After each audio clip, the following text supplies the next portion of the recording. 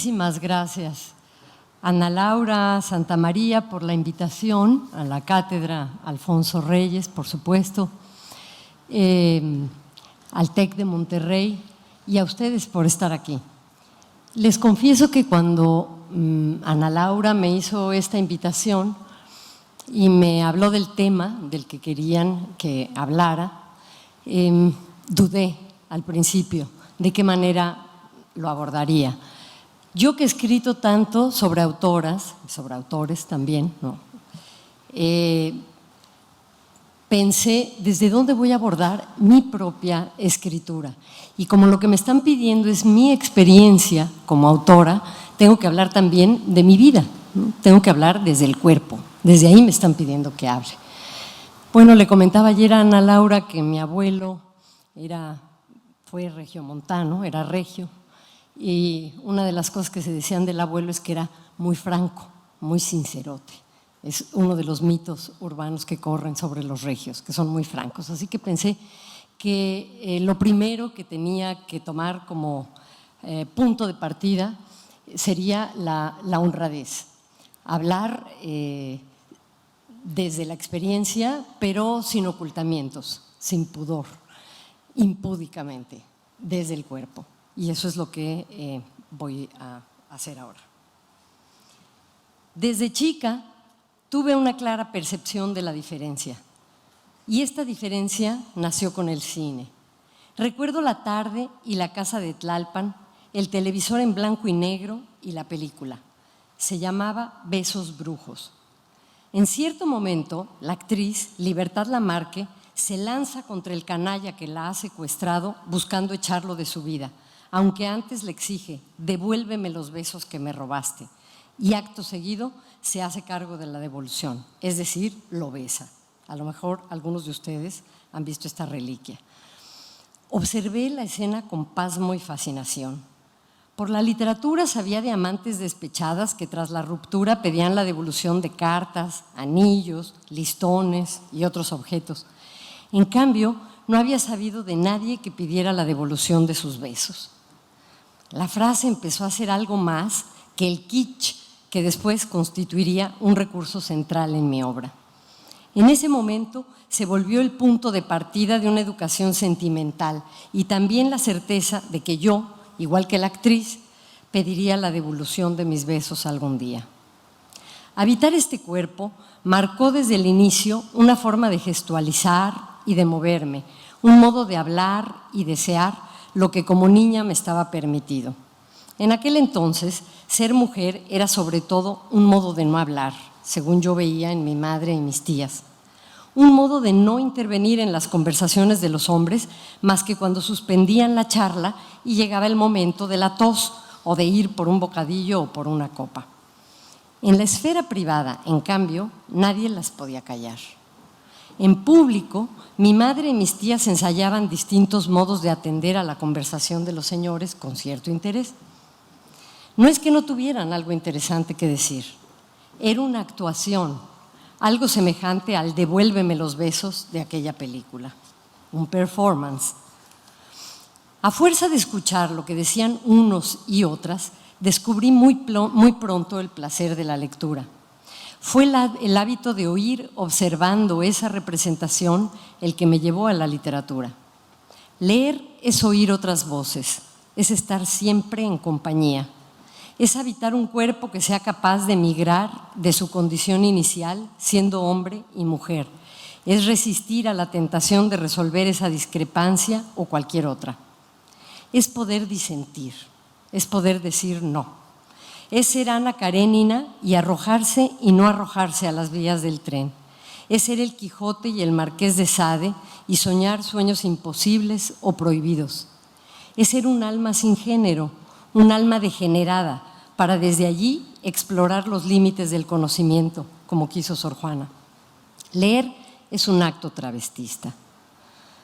¿Por qué digo que leer es un acto travestista? Porque cuando yo leí por primera vez el Quijote, yo no me identifiqué con Dulcinea del Toboso, yo no era Dulcinea, yo era el Quijote. Cuando yo leí Metamorfosis de Kafka, yo no era las hermanas horrorosas y la madre cruel, yo era Gregor Samsa, ¿no? Leer te permite ser quien tú quieras. Es un acto transgenérico, es un acto radical también. Es ser Gregorio Samsa y luego de una noche de sueños intranquilos, vuelta cucaracha, no pensar más que en ir al trabajo. Y es también ser Bartleby y decir, preferiría no hacerlo. Pero leer no te exime de vivir desde una sexualidad y un género, y menos aún desde la conciencia de que es como mujer como serás vista y como serás vivida. No obstante, toma años aprender que decir mujer es casi no decir nada, que es apenas un atisbo. No es lo mismo ser mujer en la Sierra de Oaxaca que ser mujer en Oslo. No es lo mismo ser la niña de los ojos de papá que ser la niña Mazahua que tiene que ganar la calle. Y no obstante, hay un elemento que compartimos todas, una genealogía que hizo que nuestras madres se atrevieran a algo que en cambio tuvieron que aceptar nuestras abuelas y que a su vez se negaran a algo que tuvieron que acatar con docilidad las bisabuelas. Ese algo es la interpretación de un cuerpo. Espacio de placer, pasión, deseo, sitio de la concupiscencia y debilidad. La mujer es la percepción del uso de un cuerpo para otros. El tribunal que juzgó a Yakiri Rubio Rubio, esa joven encarcelada desde el 9 de diciembre de 2013 por el asesinato de su agresor sexual, resolvió que se había cometido un homicidio en legítima defensa con exceso de violencia. Imagínense. Así que el proceso penal en su contra no la exime. El juez 68 de lo penal se declaró incompetente del caso y los magistrados coinciden en que Yakiri se defendió, pero su defensa fue excesiva. ¿Cómo puede alguien defenderse de una violación de forma mesurada? ¿Qué quiere decir en este caso violencia excesiva? Pero más importante aún, y esto me importa porque Yakiri nos representa a todas, ¿con qué derecho se juzga ahora a esta mujer solo como un victimario cuando la defensa de Yakiri ocurrió por ser ella la víctima? ¿Cuándo es conveniente pensar a una mujer como un sujeto sin género y no como fue vista por su agresor, es decir, como una categoría? Situaciones como la venta de niñas indígenas tzotziles, celtales, zoques, triquis y de otras comunidades como las que denunció Nadia Maciel Paulino, indígena nahua, quien explicó que en el comercio una niña entre más pequeña vale más, conforme va creciendo vale menos y si tiene estudios vale aún menos. Esto nos obliga a pensar en el momento en que la mujer es expropiada de su cuerpo y en ese otro en que el establishment médico, social o jurídico decide volver a conformarse con la idea histórica de la mujer para su conveniencia y sus propios fines. El cuerpo, el mío, el tuyo, el de todas, no es un cuerpo que se pueda definir de una sola vez y para siempre. Es un cuerpo que se hace y se deshace mediante actos específicos. Leer y escribir ha sido pensar críticamente en mi cuerpo y en el cuerpo de otros. Pensar que por encima de los cuerpos hay normas sociales que conllevan deseos que no se originan en nosotros, pues quieren pensarnos a veces solo y exclusivamente como mujeres y evitar pensarnos, en cambio, como diría Judith Butler, como cuerpos que importan, como géneros alterables, transitorios, susceptibles de ser subvertidos, historias individuales, existencias que no están decididas por el género, sino cada día, mientras estamos vivas, en proceso de construcción y reconstrucción y en contextos específicos. Pero ¿cómo se construye una identidad? Voy a poner un ejemplo. Es el ejemplo de lo que nos ocurre, seamos hombres o mujeres, en cuanto viajamos a otro país. Es decir, en cuanto cambiamos de un contexto a otro donde no prive la normalidad. El cambio de contexto nos conferirá de inmediato otra identidad. Imaginemos que vamos a vivir a Estados Unidos. Ustedes lo tienen aquí al lado y lo han de hacer a cada rato, el tránsito de la frontera. Where are you from? Esa es la primera pregunta que nos hacen.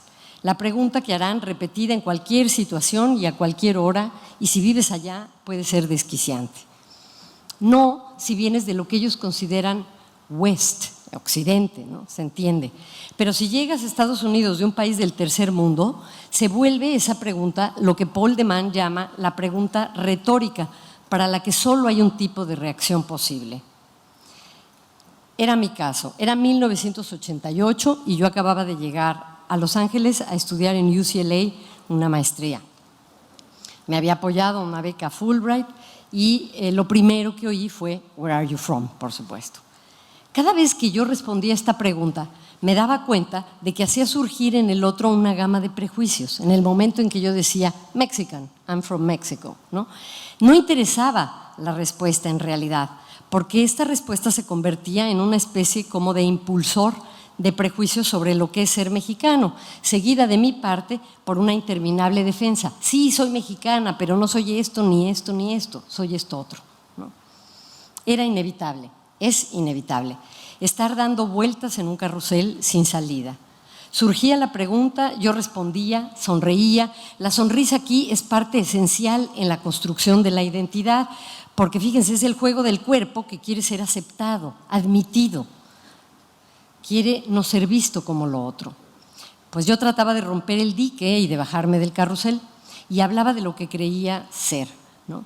Combinaba la idea del folclore de los otros con mi formación occidental, pero los otros siempre fruncían el ceño, decepcionados si confirmaba la idea de la mexicanidad, porque la confirmaba, y decepcionados si trataba de situarme en otro lugar, porque entonces me desdibujaba. Y yo no me daba por vencida. Hablaba de mi identidad como la de un virus mutante. Decía que mi identidad es a veces lo que otros perciben, pero generalmente es algo más, como la de todos nosotros. Sí, decía, soy mexicana, pero no soy la mujer mexicana, lo que quiera que eso sea. No soy mexicana a la manera de las películas del cine de oro, a la que me acabo de referir, pero tampoco a la manera de la Reina del Sur. No soy mexicana conforme a tu idea. Y no soy narcotraficante, ¿no? Y trato de no hacer daño. Y bueno, sí, soy buena persona a veces, pero no soy una buena mujer, porque ser buena mujer en mi país tiene una connotación específica. En la literatura mexicana, las buenas mujeres son las que se quedan, las que sufren, las que no se enteran y las que están paradas como la Virgen en su media luna. ¿No les parece raro que cuando decimos un hombre público pensemos en algo muy distinto que cuando decimos una mujer pública? Quieras o no, el lenguaje está lleno de marcas de género. Seas mujer o no, estás sometido a estas marcas de género, a interpretarlas, a vivirlas o a desdibujarlas. De mis sorpresas más grandes, ¿no?, fue que al llegar a Estados Unidos yo oí lo que era o lo que debía ser por ser mexicana, por ser mujer, por ser cualquier cosa en la que uno se convierte al cruzar una frontera, cualquier frontera, y ser vista por otros. Si estoy en un grupo de mujeres, no tengo que defenderme, no tengo que decir soy mujer, es absurdo, ¿no? Si estoy en otro país, sí se vuelve problemático decir soy mexicana, por ejemplo. Es decir, el cambio del contexto en el momento en que algo no es naturalizado, en el momento en que nos salimos de la normatividad, empieza a construirse nuestra identidad. A veces se construye desde el lugar de la defensa, por supuesto. Estar en Estados Unidos y comenzar a trabajar en este tema fue saber sobre todo que yo no era yo y que no sería yo, sino que siempre sería otra. Lo segundo que me intrigó fue entrar en una librería, en California también, y encontrar que autores como Gabriel García Márquez o como Jorge Luis Borges, al que le decían Borges, quienes para mí habían escrito el libro Total, aparecían en los anaqueles como ethnic literature. Fíjense, esto es otra manera de construir una identidad desde fuera. Para nosotros no hay discusión. García Márquez, a un año de muerto, ¿no? García Márquez es el genio absoluto, es el autor que pudo escribir, no una, muchas, varias novelas que se leen a todos los niveles. No tiene que ser uno especialista en literatura para que 100 años de soledad te marque para siempre, o Crónica de una muerte anunciada.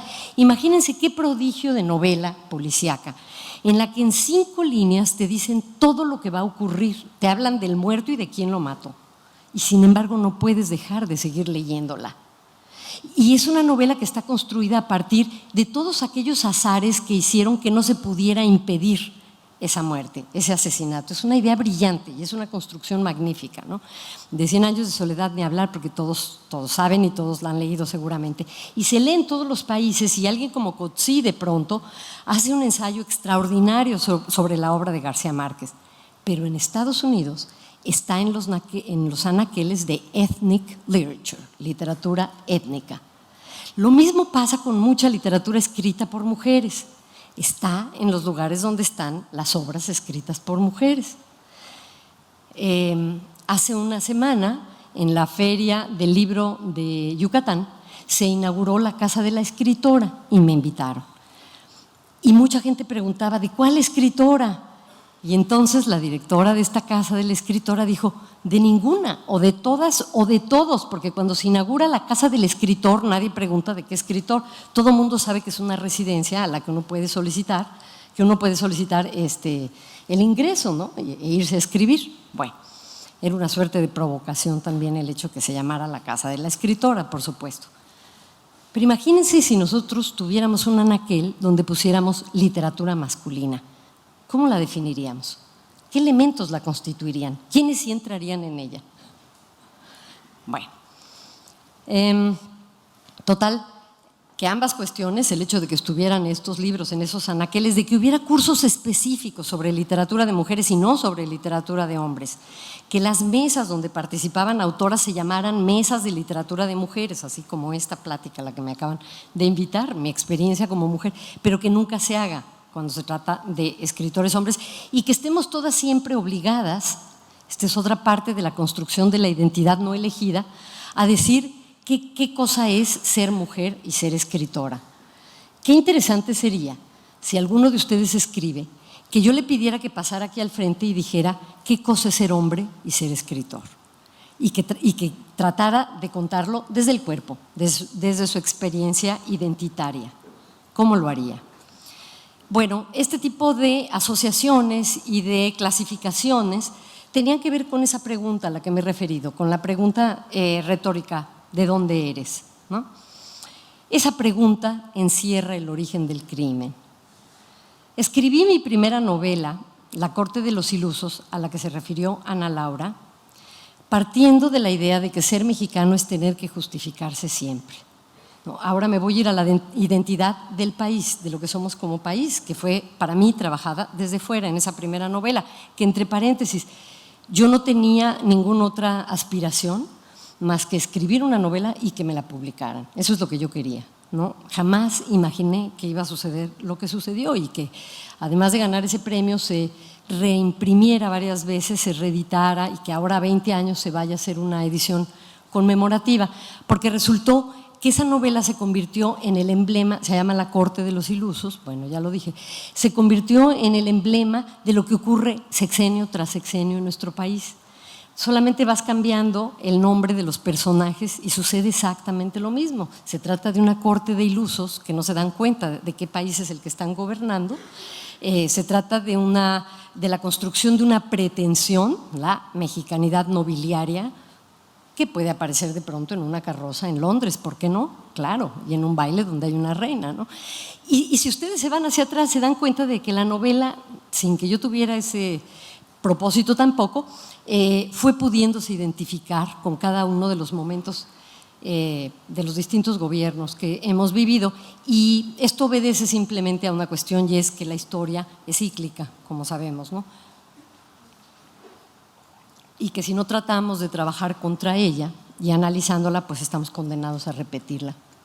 Bueno, escribí esta novela partiendo de la idea de que ser mexicano es tener que justificarse siempre.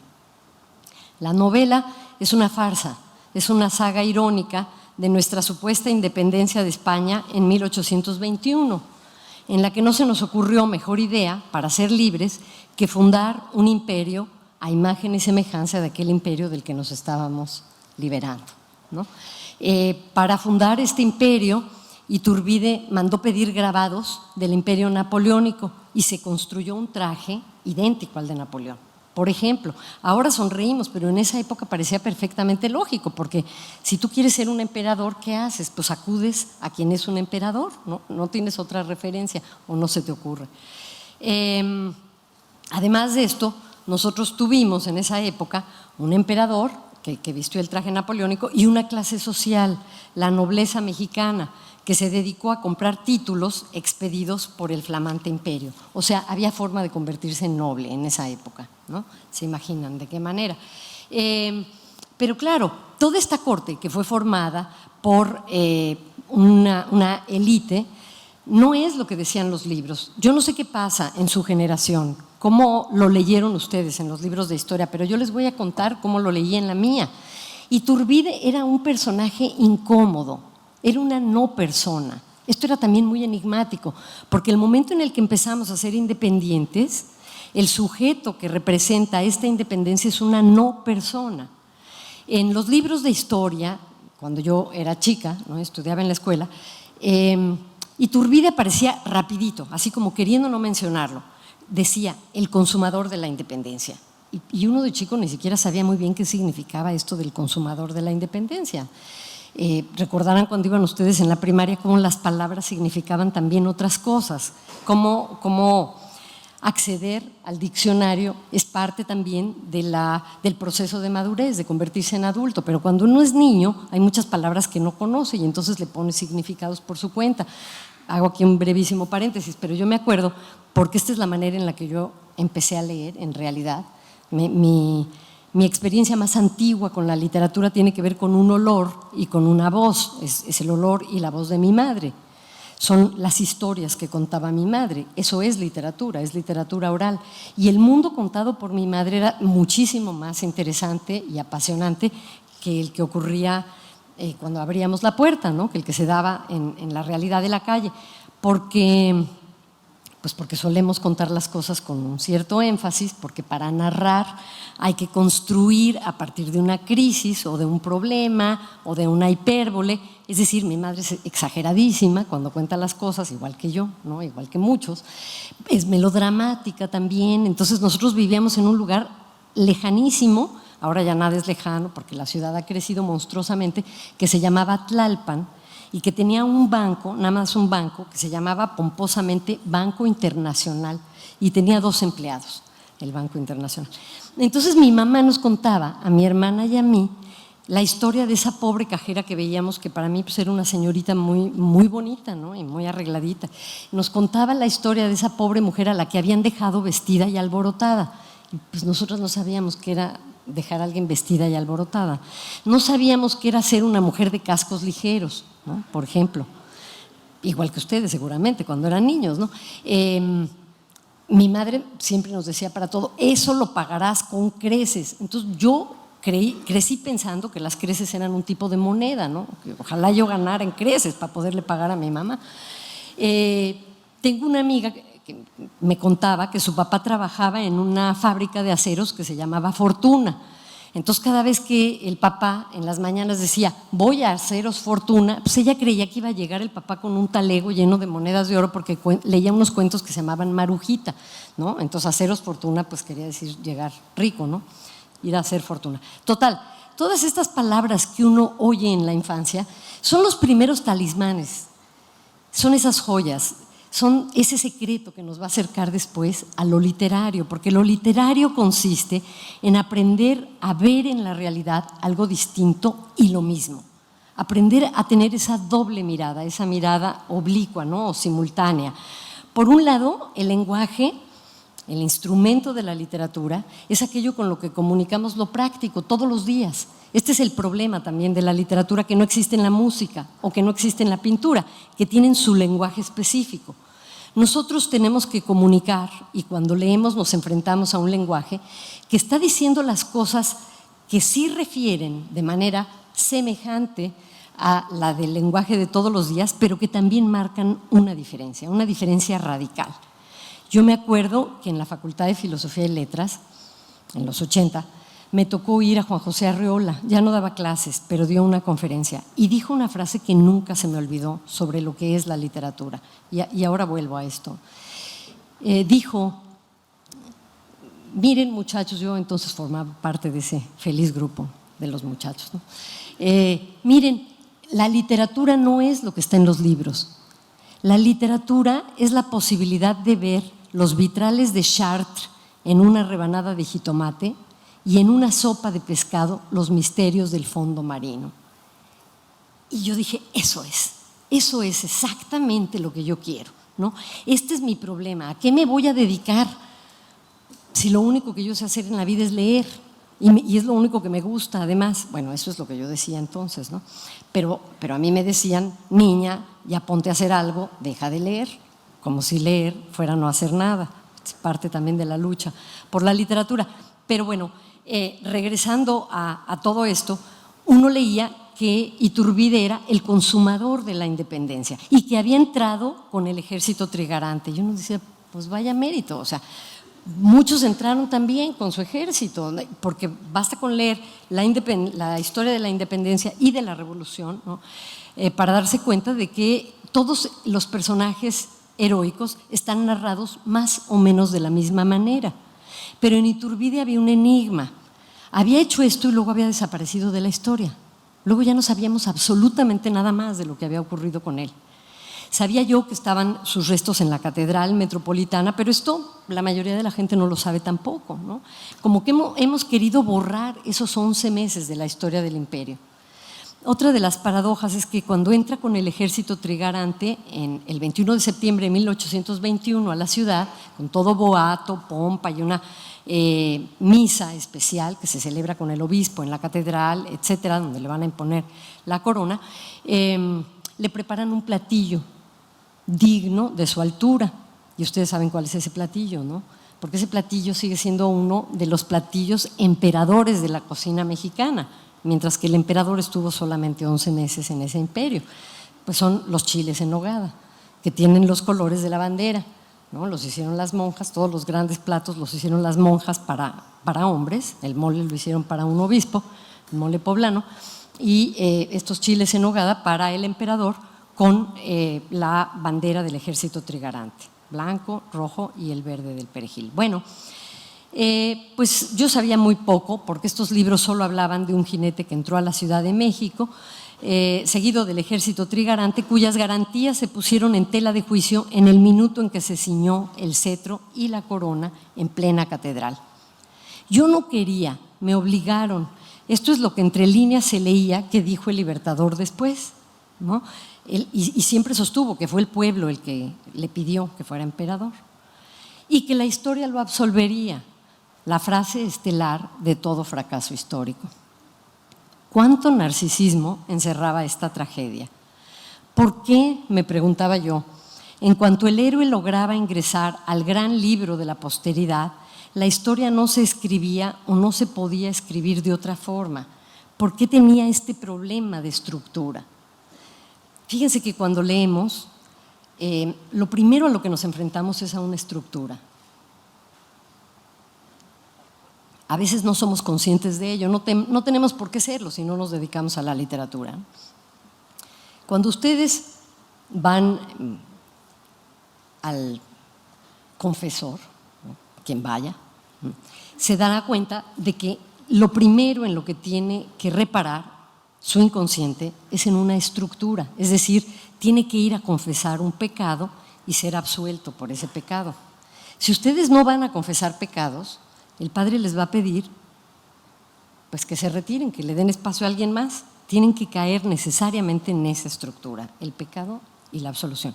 Si ustedes van al psicoanálisis, yo he ido a varios psicoanalistas, van a estar dentro de una estructura también. Yo he ido a varios psicoanalistas y siempre me pregunto por qué acabo contando mi historia desde distintos ángulos y acabo llorando amargas lágrimas siempre y acabo cayendo en esto del trauma. Pues porque esa es la estructura misma del psicoanálisis. Entonces, detrás de todo lo que leemos hay una estructura. Y detrás de la forma en la que han sido escritos los héroes y también los villanos de la historia, pesa la estructura que hace que todo sea narrado de la misma manera. Bueno, yo me pregunté cómo podía escribir esto de una manera distinta. ¿Cómo podía conciliar las dos visiones? Es decir, ¿cómo podía hacer lo que hago en realidad todo el tiempo con mi cuerpo? ¿Cómo puedo conciliar todas las contradicciones? ¿Cómo puedo ser todo? ¿Cómo puedo trabajar para no negarme a ser una de las posibilidades que soy por tener que ser otra necesariamente, y mucho menos por tener que ser una que es la que se exige o se me exige por ser mujer, ¿no? Bueno, ¿desde dónde podía atrapar al héroe y desestabilizarlo sin anular ninguna de sus acciones y lograr que el relato fuera perfectamente natural y perfectamente contradictorio? ¿Cómo ver a Jekyll y a Mr. Hyde, a los dos o más que fue Iturbide y que somos y que podemos ser todo el tiempo? Hay algo de grandioso y de ridículo en el poder. En su relato, el azar tiene un papel central. Todo depende del punto de vista del espectador.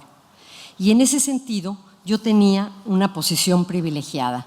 No tenía que hablar desde el poder, que es desde donde se escribe la historia, ni tenía que mirar desde el poder.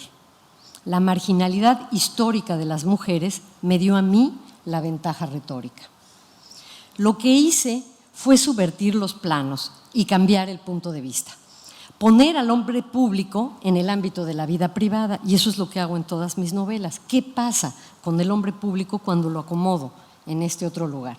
¿Qué pasa cuando cambio los reflectores? ¿De qué otra manera empieza a operar el poder? Porque el poder, como ustedes saben, es algo muy volátil, cambia todo el tiempo, cambia mucho más rápidamente de lo que nos damos cuenta en el momento en el que cambia el contexto prácticamente. Voy a dar un ejemplo muy frívolo, si quieren, muy fútil, pero es una manera de ver cómo cambia el poder rápidamente.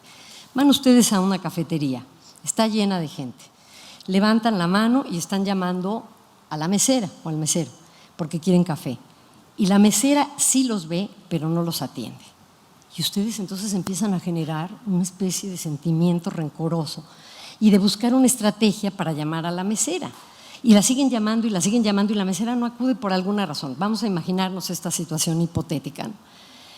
Y entonces ustedes dicen, ¿qué hago? Consiguen de alguna manera que les sirva café, y en ese instante el poder cambió de sitio, porque ustedes están en el derecho de dejar o no una propina. ¿Se dan cuenta? El poder es algo volátil, es algo que cambia rapidísimo.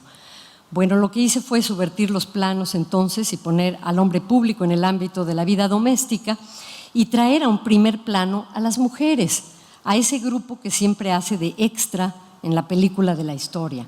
¿Qué pasaba si yo rescataba de los manuales, de los catecismos, del catecismo del padre Ripalda y Astete, de todos los consejos que se daban en papelitos o papelotes, que así se llamaba, lo que se imprimía entonces para registrar lo que estaba ocurriendo, no eran una suerte de hojas volantes como periódicos? ¿Qué pasaba si yo me dedicaba, después de hacer una larga investigación en librerías de viejos y en archivos, a rescatar toda esta documentación y a meter a las mujeres que no están metidas en el libro de la historia y ponerlas a actuar alrededor de Iturbide? La mujer pública lo fue en un sentido distinto y el hombre público se sujetó a leyes matriarcales y tuvo que vérselas de otro modo con la historia. Nuestra definición como país era la historia de las pretensiones de una clase, la clase media alta mexicana, que siempre está inventándose un origen distinto, porque a nadie le gusta decir que viene de una violación, como dice Octavio Paz que venimos, ni que es producto del abuso de un conquistador y de la entrega incondicional de una india tlaxcalteca llamada Malitzin, porque nadie, si tiene ancestros extranjeros, le gusta decir que viene de un colchonero de Asturias, porque la historia repetida en México es la historia de las pérdidas, de las grandes pérdidas, ¿no? De la revolución que no hizo justicia. La pregunta hecha en Estados Unidos me dio la idea y la respuesta o su negación me daría la historia. Por eso comencé con la pretensión y eso me dio el tono. Cuando uno tiene el tono y el ritmo, tiene casi toda la novela, aunque no sepa casi nada de ella, porque gracias a estos, al tono y al ritmo, son los personajes los que van a empezar a hablar, casi de una manera mediúmnica. Así que comencé entonces con una de las tantas pretensiones. ¿Y quién puede tener más ínfulas que una costurera francesa recién llegada al tercer mundo? Mi primer personaje en la novela es una francesa, una costurera francesa que llega a hacer ese traje del emperador, el traje napoleónico. En efecto, esa costurera fue contratada y en efecto vino en un barco, ¿no? Y sufrió vómitos, mareos, en fin, vino pensando que esta era una tierra de caníbales y que la abandonaría en cuanto pudiera, y la verdad es que se quedó a vivir y se quedó a vivir muy a gusto. Bueno,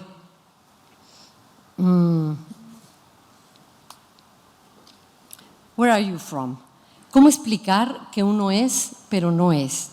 Que teme y se avergüenza de vivir en un país donde la moneda de cambio es la violencia, la corrupción, la pobreza extrema, el número de asesinatos masivos, donde uno no tiene ni ha tenido el gobierno que se merece, e insinuarlo siquiera es un acto inmoral, perverso, donde el paisaje duele, donde duelen los toponímicos y los nombres de las ciudades y estados que hoy significan otra cosa.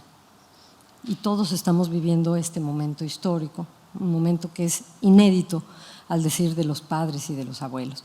Ciudad Juárez, Mazatlán, Tamaulipas, Michoacán, Veracruz, Guerrero, significan ya otra cosa. Y donde palabras como la bestia significan salvación y perdición al mismo tiempo. ¿Cómo usar el lenguaje? ¿Cómo decir, yo soy esto, este caos, este gentío, este país que amo? Yo me siento parte de él, aunque quiera pintar mi raya, mi diferencia. Las imágenes del cine de los 40 que vieron mis padres y mis abuelos construyeron la imagen edénica de un México que nunca fue más que a 24 cuadros por segundo y en el que nosotros, las siguientes generaciones, nos instalamos de manera irónica y paródica, pues no nos explicamos qué significa el orgullo de ser mexicano, realmente no muy bien. Ni podemos creer ya en el paisaje captado por Eisenstein ni por Gabriel Figueroa, por lo menos yo, que vivo en el DF, ¿no? Pues no concebimos que alguna vez se haya visto en el cielo algo más que una maraña de cables. Por su parte, el poder matriarcal del llanto y del chantaje operan de un modo eficaz, muy distinto del que hemos querido ver en ellos, y hace de las relaciones filiales y amorosas un sujeto no explorado en literatura que a mí me resulta fascinante de explorar. En la novela más reciente que publiqué, El cuerpo expuesto, que es una novela donde se cuentan dos historias, por un lado la vida de Darwin, este viajero fascinante, como todos los viajeros del 19, que durante más de 4 años se va en un barquito al que el capitán Fitzroy le logra construir una vela más, tiene solo 4 velas, ¿no? Prácticamente arriesgando la vida todo el tiempo. Y él fue enviado por su padre a hacer mediciones toponímicas y también topográficas, a registrar el mapa, que es lo que quería el Imperio Británico, porque el padre pensaba pues, que su hijo era un bueno para nada, ¿no? Porque no mostraba el hijo facultades de quererse dedicar a algo específico. El padre era un médico muy connotado, el abuelo un filósofo, teólogo, que escribió inquietantes poemas sexuales a las flores, también inquietante por la época, ¿no? Y Darwin no se encontraba cómodo en ningún lado.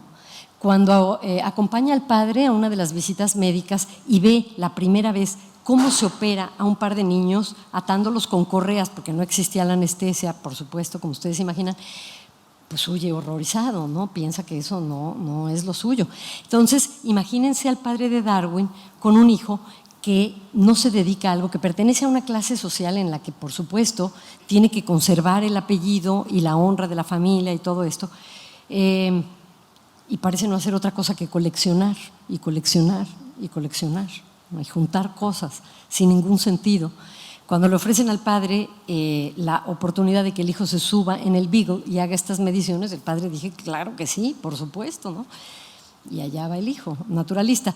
Entonces la novela cuenta, por un lado, esta odisea y el descubrimiento que va a cambiar para siempre la historia de cómo percibimos nuestro cuerpo, cómo nos percibimos como especímenes, la teoría de la evolución, contrastada con la historia de un biólogo contemporáneo que es, por un lado, el último darwinista y por otro lado, un coleccionista también de especímenes, pero a través de talk shows y a través de la red ¿Se han dado cuenta que estamos viviendo en una época enormemente exhibicionista?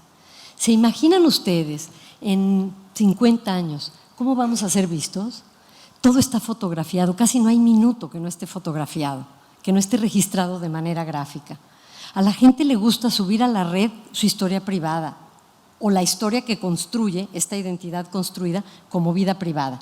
Le gusta aparecer en talk shows, ya sean actuados o reales, hablando de su vida privada, y lo que vemos pues es la vida de los demás, ¿no? Que hasta cierto punto se parece a la nuestra, salvo en casos en que está actuada como una exageración, como una hipérbole, ¿no? Bueno, pero somos enormemente exhibicionistas, entonces este coleccionista lo que hace es analizarnos como especie a partir de estas páginas que existen en la red, que seguramente ustedes conocen, donde la gente habla de sí misma, donde los scooters hablan de por qué se cortan el cuerpo, donde las anoréxicas tienen páginas específicas para ellas sobre cómo mantenerse, cómo mantener la voluntad para no comer, en fin, donde la gente se tatúa o se convierte en transgénero y narra su proceso de transformación, es decir, esta otra teoría de la evolución. Bueno, a mí me interesaba registrar todo esto y me interesaba hablar del llanto, del chantaje y de todo lo que hemos designado como pasiones negativas, porque en realidad tienen un sentido para la biología. El chantaje de una madre o de un padre viejos con sus hijos tiene un sentido biológico, la sobrevivencia, por supuesto, ¿no? El llanto tiene un significado biológico, es una estrategia de poder dentro de las reglas que se han establecido. Provoca sentimientos, sensaciones, reacciones. Desde el bebé hasta quien quieran, casi no podemos permanecer incólumes ante el llanto de alguien. El llanto es algo inquietante, ¿no? Bueno, yo quise trabajar con todo esto en la novela contemporánea. Todo esto ha tenido que ver con mi historia sentimental. Creo que ya estoy sobre el tiempo, así que voy a terminar. Hubo una película de gran popularidad, ahí sí yo era muy niña, pero existía esa película que se llamaba Cuando los hijos se van y luego se convirtió en una telenovela. Y mi madre siempre dijo que la desgracia no llega cuando los hijos se van, sino cuando regresan. Entonces, el delirio camp de las historias, de los libros de historia, el delirio kitsch del melodrama con el que nos expresamos los latinoamericanos, el desdibujar todos estos elementos que normalmente no se narran, todo esto es lo que a mí me interesa trabajar. Una forma de sentir que me he propuesto captar en su contradicción, buscando una claridad aparente detrás de la cual afirmo y niego simultáneamente. Un estilo donde las fórmulas de relación con el mundo aparecen captadas de modo que la historia se lea como lógica y absurda, irónica y dramática y sin fisuras, todo al mismo tiempo. Una forma de absurdo en las relaciones humanas y los usos amorosos que hemos naturalizado a partir de imágenes visuales y verbales y que creemos universal, pero que no es universal. Basta con ver cómo vivían hace 100 años para darnos cuenta de que no es universal. Basta con ver cómo es visto un cuerpo actualmente y contraponer la idea de ese cuerpo en el siglo XIX para darnos cuenta de cómo la construcción de la identidad a partir de este hecho físico innegable, ese cuerpo que somos, es distinta. Por ejemplo, el padre de Darwin era obeso y era médico y sin embargo era muy respetado. Era visto como una persona con credibilidad porque la obesidad era parte de la respetabilidad.